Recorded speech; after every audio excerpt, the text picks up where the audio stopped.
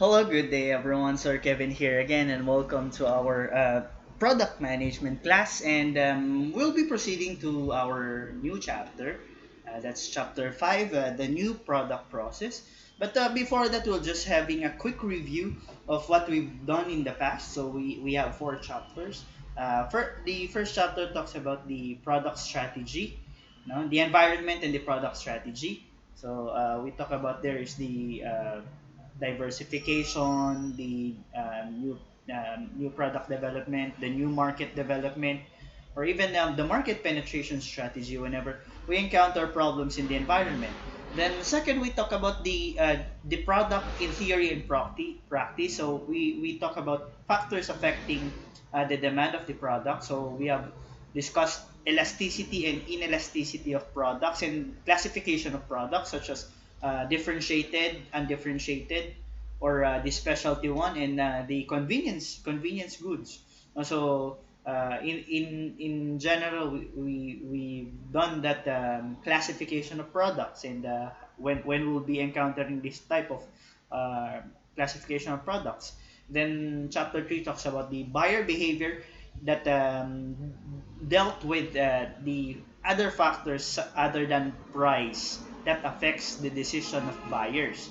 No? So that involves culture, motivation, the sets of roles, the attitudes, the beliefs of these consumers towards one product, and their environment that really affects their buying decision.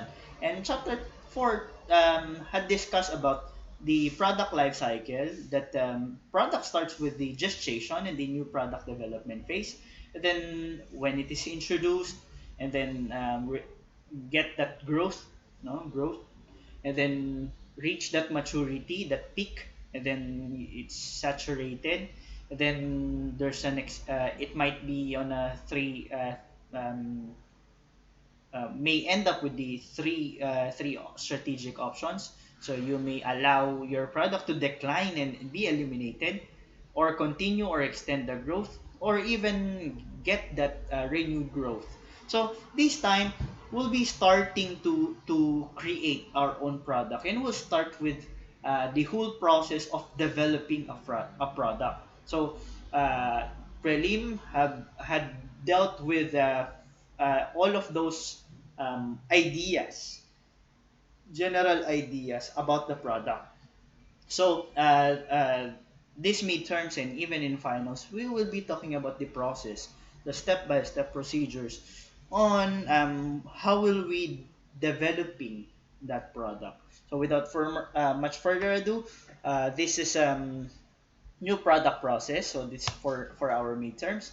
So consider this in the product and gamble cosmetic saga. No?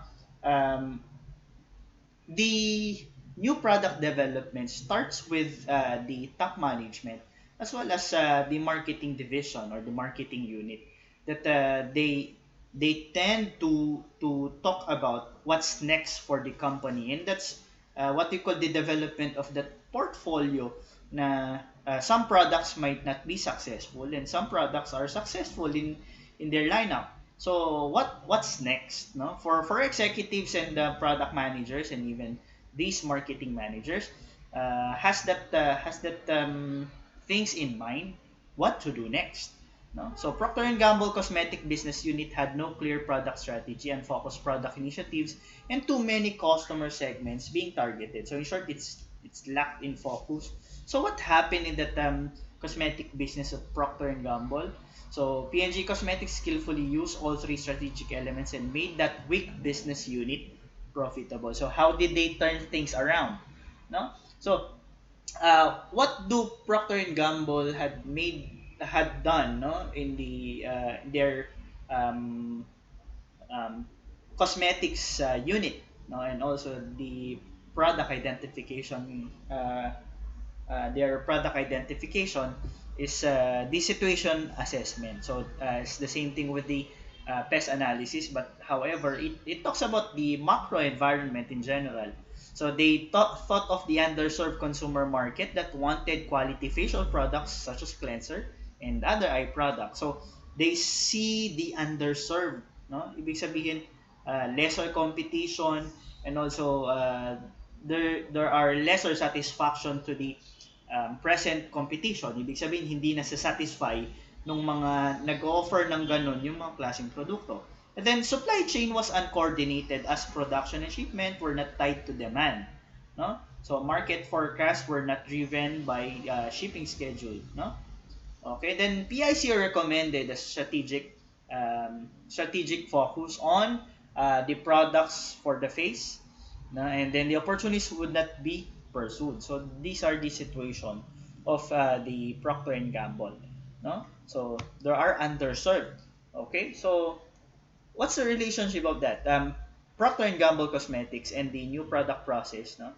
Use that phases of the process. So there are project teams that are established and consumer research done early and used in the process, what should we call the voice of the customer. So getting information, getting insights from the customers will help you to develop your own products. Now, that's one good thing about marketing. No? In fact, if you ask your customers what do they need, they will be reflecting what do they need, and certainly you can develop products out of their needs. Pero na lang, there are certain products na na-develop because it's an invention, no? Without creating that need, or without determining a need.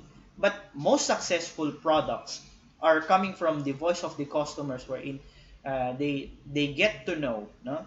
They get to know what do they need, and let's discuss about the selling that like hotcake idiomatic expression in the class, no? So ano nangyari, just like the selling like hotcake, no? So pag-usapan na lang natin yun doon. Then top evaluation steps were carefully implemented. So there are certain phases Procter and Gamble has done, no? So this gave way to the new product portfolio. So the portfolio of Procter and Gamble had focused on the dermatological products, or sorry, hair and bath, no, products, no, and also laundry. So it's Procter and Gamble. But they saw that underserved segment of the market na uh, um, the eye cleanser, no, as made mention earlier, no, cleansers and the face other eye products, no. Okay, so P&G Cosmetics systematically added new products such as the maximum buzz, and the excitement was created in the marketplace. So, given that reputation that they have that quality products such as that Head and Shoulders, those Pantene and the likes, no, they get to create, no, they get to create the excitement in the marketplace. They are releasing this kind of products. So if already several eye makeup products on the market, no, they would not immediately launch another. So management called the initiative rhythm for the product launch. So they follow through that idea na whenever merong mas maingay, no, hindi mo na nila ilalabas. That means, no, hindi mo sasabayan yung ingay kung mas mahina yung ingay na nagagawa mo o magagawa mo, projected na ingay na magagawa mo, no? So there should be a rhythm for the product launch. Tama, meron kang tinatawag na timing on product launch, no? So what the role of effectivity management there? Senior cosmetic executives were committed to success and was appropriate level of management. So there's an initiative success managers were hired to lead strategy development, manage evaluation meetings, train employees, and the best team leaders were sought and rewarded based on performance. So now, ito yung sinundan ng Procter and Gamble, no? Ito yung sinundan nila sa phases of the new product process. So, how did they develop this product? So, baka hindi nyo makita. So, ito yung summarized version niya. So, this is the evaluation tasks in the new product process. Of course, you need to identify opportunity, no? And you need to select that. Again, we start with the opportunity identification, and you need to select that opportunity. So that is equivalent to the direction where should we look, no, saan tayo titingin, no. You are now evaluating the environment, or scanning the environment. What opportunity can you bring, no, dito sa sitwasyon. Then after setting up the direction, where do you look? No, you now generate the concept. Now generate the concept. That's what you call the initial review. It's the idea worth screening. No, there's an initial review. That's the concept generation. Well, the idea concept means from the cognition. No, ibig sabihin na process mo sa utak mo. That's initial review. No, pwede ba? That's still worth the idea worth screening. Then we go to the concept or project evaluation. Now we go to the full screen. No? Should we try to develop it? No, after getting in sa mind na pwede siya, no? Now you go to the full screen, gaano siya kapwede, no? Should we try to develop it? Okay? May potential ba? And then after that full screen, concept pa lang yan, ha? So we go now to the development. This is where the legwork goes, the development. So you get to see the progress report and have we developed it, no? So nagagawa na ba siya physically, no? So when there was the development, after that development nagawa mo na, no, na produce mo na, you're going to the launch, no, and that launch includes that market testing. Now if we test that market, how good the reception of people would see, or how do people perceive this kind of product. So that's called the market testing. So baka naka-encounter na kayo that merong mga nagpapasurvey kung ibebenta ito, ano yung magiging presyo na gusto mo and the likes. No? There are certain companies that uses that kind of marketing research as a market testing um, assessment. Okay? So phase one is opportunity identification. That's active and passive generation of new product opportunities as pin-outs on the ongoing business operation. So new product suggestion, changes in marketing plan, resource changes, and new needs, wants in the marketplace. Research, evaluate, validate, and rank them as opportunities, not specific products or concept, but opportunities. Again, give major ones a preliminary strategic statement to guide further work on it. So, how do you feed that strategic planning for new products? So, ongoing marketing planning need to meet new aggressive competitors. No?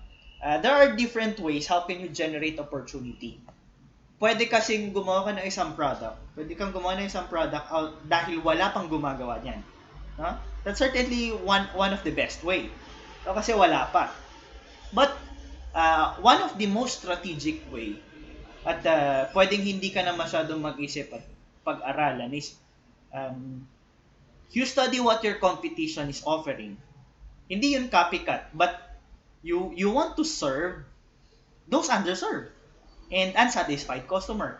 And you try to develop the product that will really fit what do the customer wants. No? So that's another way of planning strategically for new products. So marketing planning and then ongoing corporate planning. So depende yan. Special opportunity analysis. So depende sa needs and the resources of the company. If there will be resources that you can do, that might be a good thing. Let me tell you a story. I've read this article in the internet. Uh, in the past, Hyundai has produced a mobile phone. If you don't know that, and they produced one of the thinnest phone na gawa sa bakal and glass.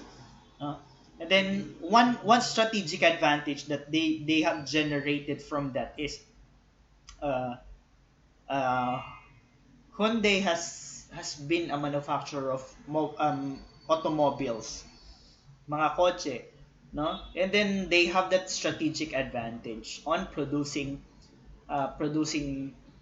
um, those materials for a mobile phone. So meron ka kasing machines for bakal and the likes, no? Same thing what happened with the Samsung. Samsung has that factories for the production of LCD screens for TVs and laptops. So they also use the same technologies, for their mobile phones and tablets. No, you might be thinking about that. Might be diversification, but in fact, it's just a new product line kasi you have the same resources that you can go upon. No? So dito nagsisimula yung opportunity. Opportunity might be coming from the outside, no? Or macro environment. As well as opportunity coming from the outside environment that is triggered by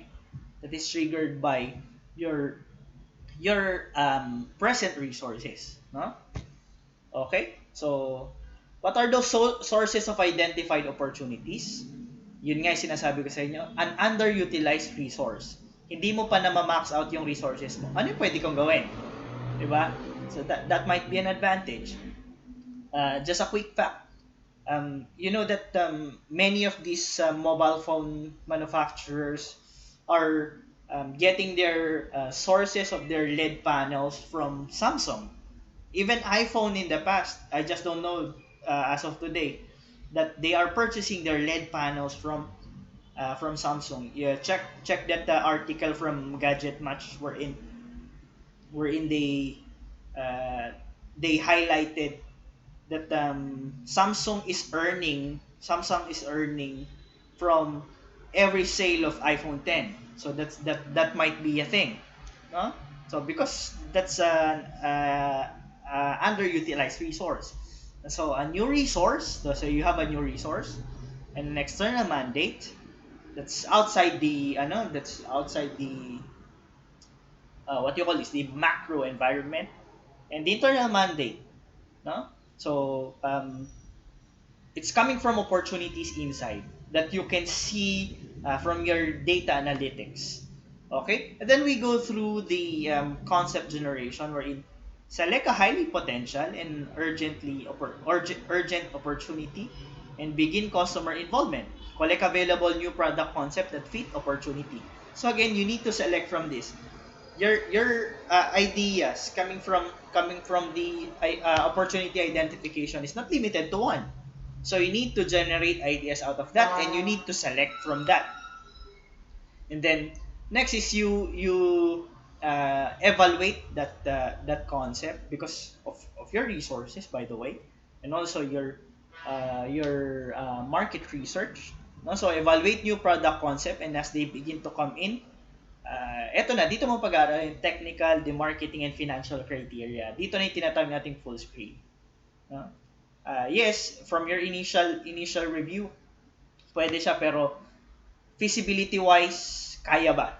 That's the question in phase number 3. No? So we have that stages of concept and project evaluation, the pre-technical evaluation, the concept testing, and the full screen. Project evaluation, begin preparing product protocol. So dito ka magsisimula on how do you do your product. So the first stages of the new product process are sometimes called a fuzzy front end. Medyo magulo. Because the product concept is still fuzzy, by the end of the project, most of the fuzz should be removed. Parang sa katagalan, ang isang maburak na tubig, no? Maburak na tubig, malabo.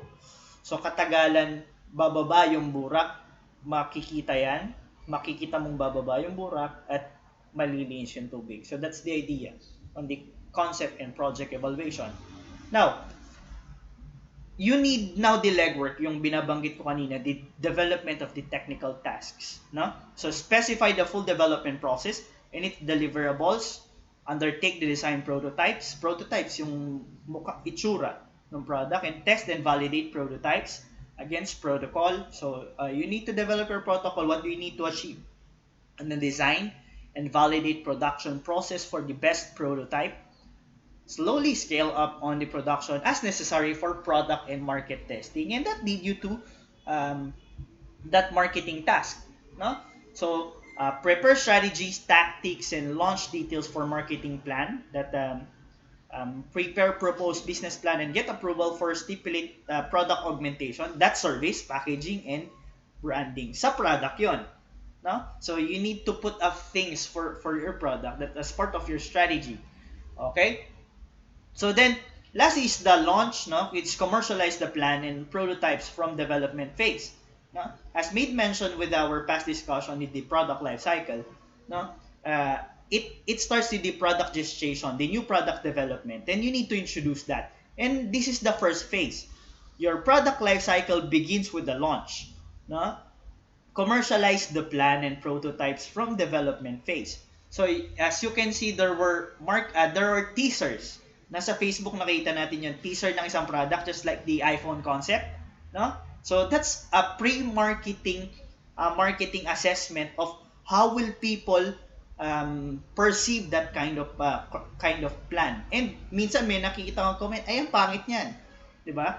Uh, these product developers and even the project team might be thinking na yes, baka mali o hindi maganda yung perception. Tanggalin natin yan. So prior to that, there were market testing or marketing tasks to do, no? For you to develop your own product. So that is the whole phase of your new product development. So as you can see, the evolution of the concept, no? Dito tayo magtatapos. So this is the opportunity concept, no?